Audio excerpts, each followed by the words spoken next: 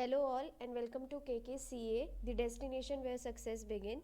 सो आज हम आपके लिए लेके आए हैं question bank for TY BCom semester fifth for subject Indian and global economic development. Subject का कोड है 353A and this is for your session December 2023। As you know आप लोग के एग्ज़ाम 1 दिसंबर से स्टार्ट होने वाले हैं for TY BCom। So here is your question bank with important questions and also paper pattern. So we'll start. Okay, so as you can see on screen there is a paper pattern. So your time given for exam will be 3 hours. So आपको total time आपके economics के exam के लिए दिया जाएगा 3 hours का, and the maximum marks that is पूरे question paper का जो maximum marks है that is 70 marks. Question number 1 जो होगा that will be of objectives. अब ऑब्जेक्टिव्स में क्या होंगे? ऑब्जेक्टिव्स में आपके कोई भी 2 टाइप्स, यहाँ पे मैंने आपके मोस्ट कॉमन जो आते हैं टाइप्स ऑफ ऑब्जेक्टिव्स वो मैंने यहाँ पे मेंशन किए हुए हैं. सो या तो फिल इन द ब्लैंक्स हो सकते हैं और सिलेक्ट करेक्ट ऑप्शन हो सकता है, या फिर ट्रू और फॉल्स हो सकता है, या फिर मैच द फॉलोइंग होता है. चांसेस है फिल इन द ब्लैंक्स और मैच द फॉलोइंग के, मोस्ट ऑफ द चांसेस इनके रहते हैं. ओके, सो ऑब्जेक्टिव्स जो है वो आपके टोटल 10 मार्क्स के लिए होंगे, 5 each. Further question number 2, question number 3, question number 4 और क्वेश्चन नंबर 5 ये आपके लॉन्ग आंसर टाइप क्वेश्चन में आता है.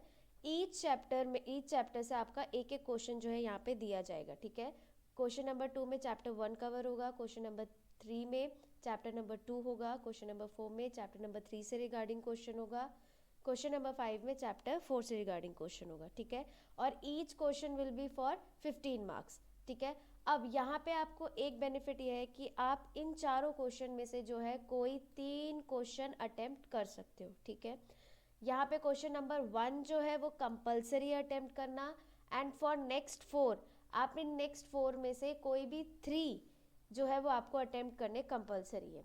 Last question will be right short notes. Short note जो होंगे वहाँ पे भी आपको ऑप्शन दिया जाएगा, मे बी आपको 4 या फिर 5 जो है शॉर्ट नोट्स के टॉपिक दिए जाएं, एंड उनमें से आपको 3 शॉर्ट नोट्स का अटेम्प्ट करना कंपलसरी है. दैट मीन्स पर शॉर्ट नोट जो है वो आपको 5 मार्क्स के लिए अटेम्प्ट करना पड़ेगा. अब यहाँ पे आपको क्यों इतना एक शॉर्ट नोट कितने मार्क्स का होगा पता होना चाहिए, उसी हिसाब से आप आपके शॉर्ट नोट्स का जो कंटेंट है वो प्रिपेयर कर सकते हो. ठीक है, सो यहाँ पे ये जो है this is the paper pattern. Question number 1 is compulsory, question number 6 is compulsory. ठीक है, and then out of these 4 questions आपको कोई 3 जो है वो अटेम्प्ट करने हैं. यहाँ पे आपके पास क्या बेनिफिट है, आप कोई एक चैप्टर जो है वो आप उतने डीप में उतना अच्छे से अगर नहीं प्रिपेयर करने का आपके पास टाइम है, एंड मोमेंट पे अगर आप प्रिपेयर कर रहे हो, सो आप उसके सिर्फ कंटेंट्स भी एक बार गो थ्रू कर लोगे तो that will be a backup option for you. Otherwise you have to prepare compulsorily 3 chapters. Okay, moving on to important questions for long answer types. ठीक है, सो यहाँ पे चैप्टर वाइज जो है आपके इंपॉर्टेंट क्वेश्चंस मैंने मेंशन किए हैं. From first chapter, discuss the characteristics of the Indian economy as a developing and emerging economy. Next one is define the term economic development, explain its indicator. ठीक है, next question can be explain the comparison of the Indian economy with world economy. उसमें आपके comparison के points हो सकते हैं जैसे national income, population, agriculture, industry and service sector.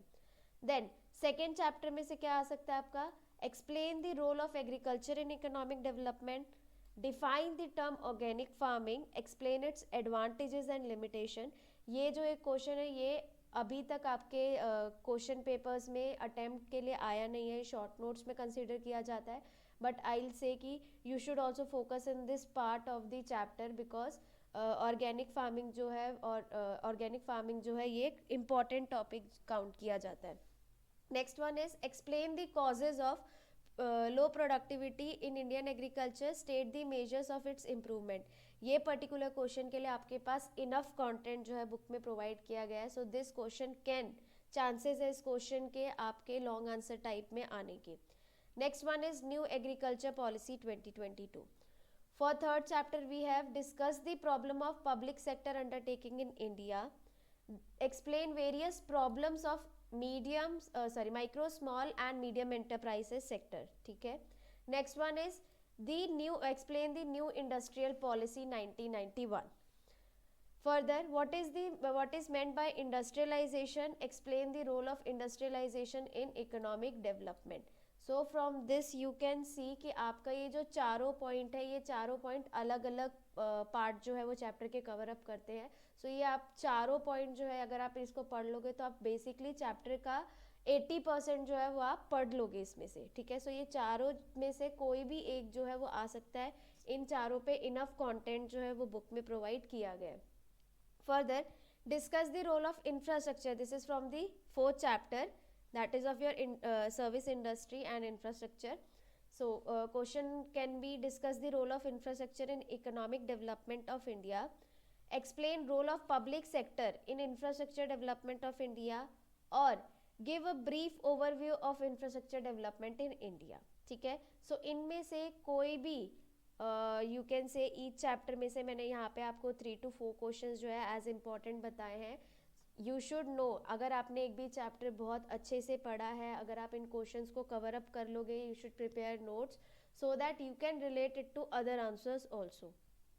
Next, for your short notes, that is going to be for 5 marks each. आपको 5 marks के लिए ईच शॉर्ट नोट जो है वो अटेम्प्ट करना पड़ेगा. ठीक है.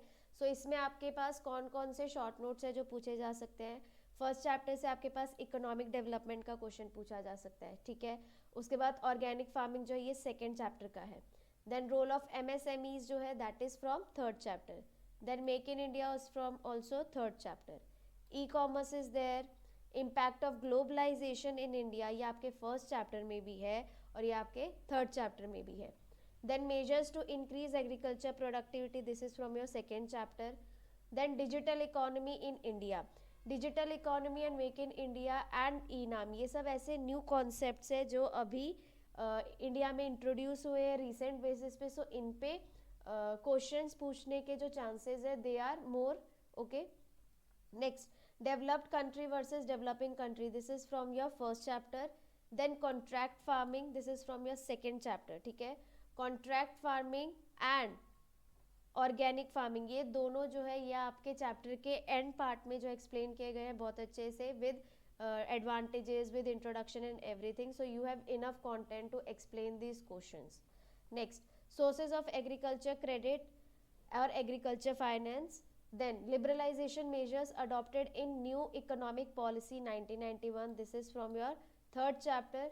And then last one, role of private sector in infrastructure development, this is from your fourth chapter. ठीक है. सो यहाँ पे आपके मैंने बहुत सारे जो शॉर्ट नोट्स में क्वेश्चंस पूछे जा सकते हैं उनके जो है चांसेस, जो क्वेश्चंस पूछे जा सकते हैं उनके बारे में मैंने आपको बताया. फर्दर आई विल सजेस्ट कि आप कभी भी कोई भी long answer type question attempt करते हो तो उसको आप हमेशा इंट्रोडक्शन के साथ स्टार्ट करो, then go for definition, then go for meaning. And meaning में ही आप आपके मेन आंसर जो है, आपको जो मेन एक्सप्लेनेशन देनी है वो पूरा एक्सप्लेन करो.